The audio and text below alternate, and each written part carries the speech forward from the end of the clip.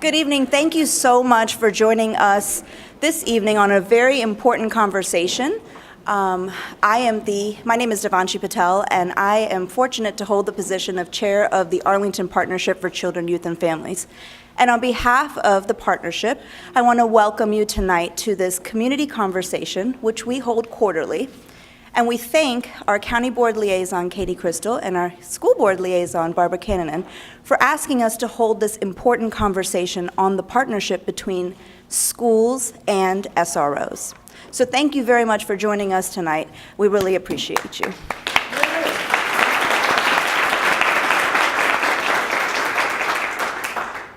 The partnership was created in 1999 by the County Board and the School Board, and it has a mission that's threefold: to research the needs of children and families in our communities, to advocate for improved policies and programs, and to engage the community around solutions affecting the issues pertaining to our children and families. So tonight, this is our attempt to engage the community around this particular issue. And we have a whole host of tremendous speakers and professionals who are here from our schools, from the police department, from the county attorney's office, and from the the Commonwealth Attorney's Office and the Public Defender's Office to speak to you tonight on this relationship. So without further ado, I am going to turn it over to Kim Durand, who is the coordinator for the partnership. Thank you again for joining us.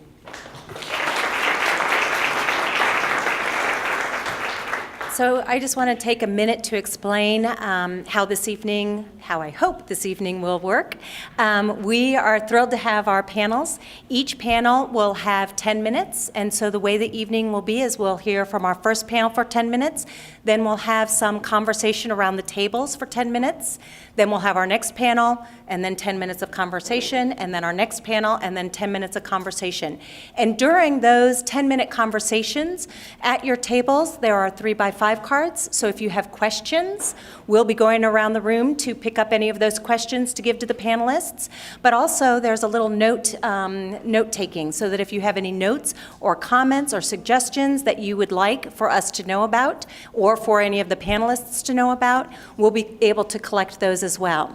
So that's sort of how I'm hoping.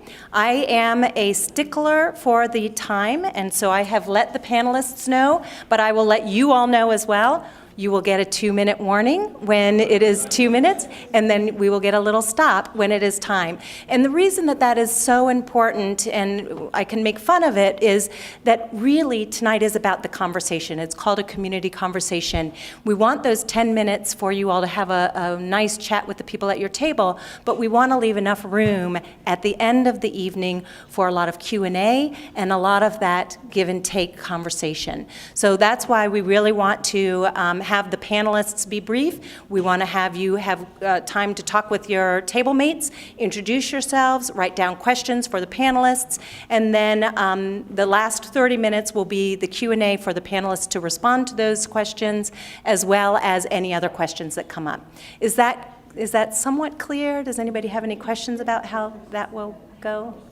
Okay, on your program, hopefully some of you picked up the program out front.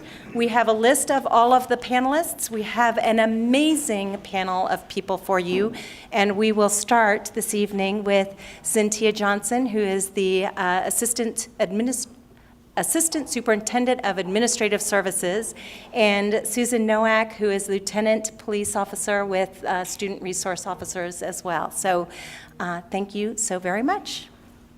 Good evening, everyone. I'm Cynthia Johnson, and as Kim said, I am one of the assistant superintendents. My title is Assistant Superintendent for Administrative Services. My role is multifaceted, and I think it's important to share a little bit about it because it lends itself to what the work is that we do. So as an educator, my role is, one, to support administrators at each of the school level. A second responsibility I have is really to address matters of urgency within each of the school, and to also address individual issues with students that rise to the level of an assistant superintendent. And you'll hear more about that a little bit later on. But I think a great place to begin is just to really share that we are in the business of education And our primary role and responsibility is really setting students up to be successful. And so as we go about doing our work, we try to keep that in the forefront of our mind. And we have many partnerships.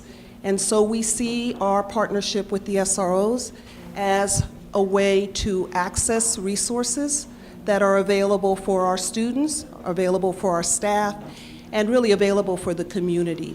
But they are a resource like many other resources that we have. We have counselors, we have psychologists, we have language teachers. And so looking at it in the bigger scheme of things, we have this partnership that is intended and designed to help increase awareness, education, and to establish a very positive relationship with the resources that we have. And I want to just start out by sharing that there are many ways in which those positive relationships are created with our SROs. You'll hear a lot from the principals that are here and assistant principals at the various levels. So I'm just going to start by sharing at the very beginning of the year, we partner up with our police department, the SROs, to really prepare for the new school year by ensuring that all the safety measures that need to be taken are in fact in place so that we can transport and make sure that students get to and from school in a very safe, healthy fashion,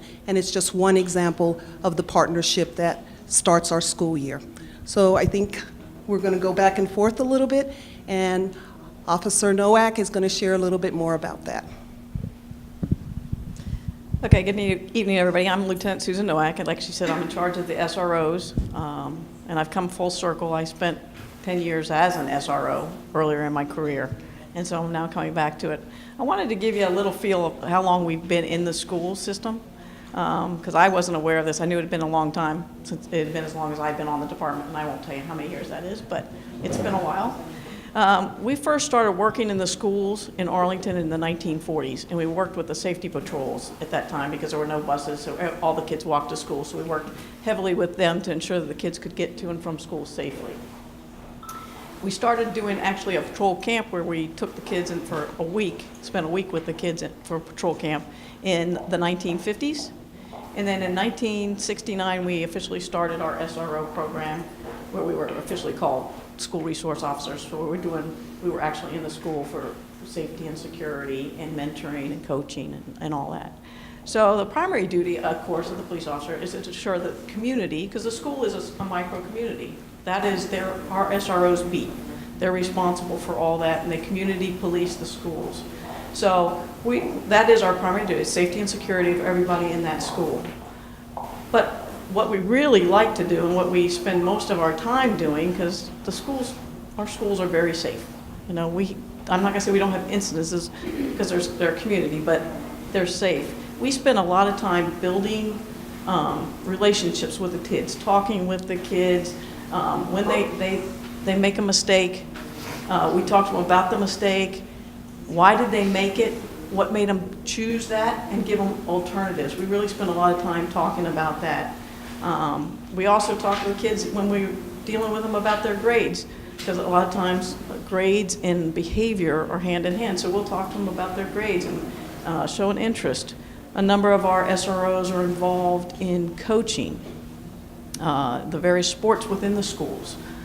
They also pick kids and we mentor kids that are starting to have problems and difficulties in school. We start to mentor them and try to teach them different ways. We work with the counselors too on helping them make positive decisions in their lives, and when they make negative, talk about what these decisions and how they can affect them down the line, so that hopefully by the time they turn 18, they have a good understanding of decision making and how that can affect them, both in a job and just in the community.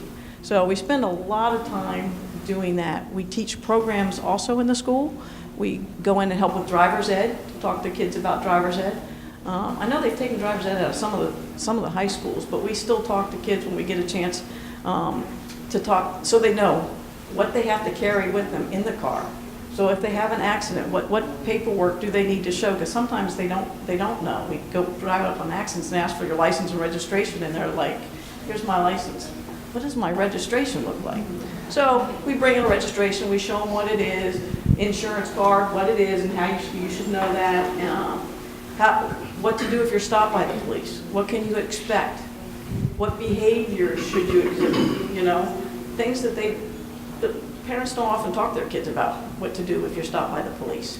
So we try to educate them on how to behave, what to do if they encounter the police in the community, someone wants to talk to them, what should they expect, how should they expect to be approached, and what should they be looking for. So we do all that with them. We do a lot of positive. We do Teen Kids, which was a program. It's out there. It really doesn't have anything to do with police work other than we help the kids develop their own program. It's their program. It's they raise money for different charities that they select. They decide how they're going to do it and what they're going to do. And all we do is we're there to help guide them and keep them focused because they're fifth graders. So when they have their meetings, we're just trying to keep them focused. But it gives us a chance to interact with the kids in a positive way. They see us in a different way. We go to PE classes and we take our vest off and we play PE with them, kickball or whatever. So they see that we're something other than this hard uniform that they see in and out. So it's really a positive relationship building things. But if they break the law and it rises to that level, then we have to revert back to what our primary job is and investigate what the issue is and go from there, depending on how, you know, what legal action, if any, needs to be taken. So beyond the relationship that we're continuously building and working on, we do have principles, guidelines for how the partnership should work. And the memorandum of agreement is what really guides this and specifies what that partnership looks like. And so within that memorandum of agreement, you know, one of the goals is to really create a safe and really peaceful and healthy environment. We also want to make sure that it's understood that it is a partnership between the school and the police department, but within each school we have school leaders. And ultimately, they're the ones that are responsible for leading the way in terms of the decisions that need to be made as it relates to students. I'm sure that many of you had an opportunity to see that our handbook, which is something that we make available to all of our families, as well as our policies that really do also delineate what those principles are or what the steps are that we're required to take in every single incident that we're addressing as it relates to students. And there is an expectation across all of the schools with all of the leaders that you're using those procedures that are outlined in these various documents to really guide the work that you're doing. So again, it's about building relationships, but it's also about following certain procedures and protocols in the work that we do. And when an incident, there's certain instances that the school has to report by law to the police. It's a state code, and anything that comes to us, whether it's criminal in nature or it's something that it doesn't rise to the criminal nature, but it's going to affect the school environment and the kids in the school, that's also where that close relationship comes to, because it's a two-way street. We find out about things in the community sometimes that are going to affect the school. And so we make them aware of it so that they can put in measures to make sure that we don't have any issues that come from the community that filter into the school if we can avoid those. So there's always communication between the SRO and their principal or assistant principals. At no point in time do the SROs pull kids out of classes. That's not our job. But we work very closely with the assistant principals in every aspect. I'm getting the stop sign.